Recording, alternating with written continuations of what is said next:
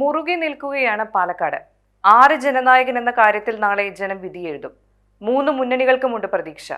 പതിവിൽ കവിഞ്ഞ് രാഷ്ട്രീയ തകിടം മറിച്ചിലുകൾ ഉണ്ടായ പ്രചണ്ഡകാലമാണ് ഇന്നലെ കൊട്ടിക്കലാശിച്ചത്.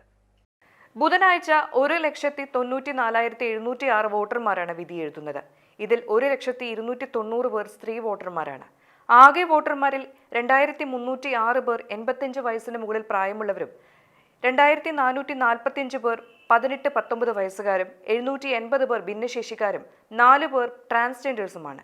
229 പ്രവാസി വോട്ടർമാരും പട്ടികയിൽ ഉൾപ്പെട്ടിട്ടുണ്ട്. 3 മുന്നണികളും ആലസ്യമില്ലാത്ത പ്രവർത്തനമായിരുന്നു മണ്ഡലത്തിൽ നടത്തിയത്. LDFിൽ മുഖ്യമന്ത്രി പിണറായി വിജയൻ നേരിട്ട് 3 പൊതുയോഗങ്ങളിലൂടെ അണികൾക്കരികിലെത്തി. അടുത്തയിടെ നടന്ന രാഷ്ട്രീയ സംഭവ വികാസങ്ങളുള്ള അഭിപ്രായം പ്രകടിപ്പിച്ചു. LDFിനായി CPM കേന്ദ്ര കമ്മിറ്റി അംഗങ്ങളായ PK ശ്രീമതി, AK ബാലൻ, മന്ത്രിമാരായ MP രാജേഷ്, K കൃഷ്ണൻകുട്ടി, മന്ത്രി K Rajan, P Santhosh Kumar MP, Pannyan Raveendran, KP Rajendran തുടങ്ങിയവരും പ്രചണ്ഡ രംഗത്തുണ്ടായിരുന്നു. UDFിനായി AICC general secretary KC Venugopal പാലക്കാട്ടെത്തി. പ്രതിപക്ഷ നേതാവ് VD Satheesan, MM Hasan, MPമാരായ VK Sreekandan, Shafi Parambil, Benny Behanan, Adoor Prakash, Kodikunnil Suresh, AICC സെക്രട്ടറിമാരായ ദീപാദാസ് മുൻഷി, PC വിഷ്ണുനാഥ്, മുസ്ലിം ലീഗ് നേതാക്കളായ സാദിഖ് അലി ശിഹാബ് തങ്ങൾ, PK കുഞ്ഞാലിക്കുട്ടി തുടങ്ങിയവർ പ്രചരണത്തിനുണ്ടായിരുന്നു.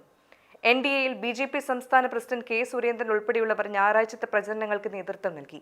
കേന്ദ്രമന്ത്രി ജോർജ് കുര്യൻ, സംസ്ഥാന vice president Shobha Surendran, PK Krishnadas, S Suresh, MT Ramesh, വയനാട്ടിലെ സ്ഥാനാർത്ഥിയായിരുന്ന നവ്യ ഹരിദാസ് തുടങ്ങിയവർ പ്രചരണത്തിന് നേതൃത്വം നൽകി.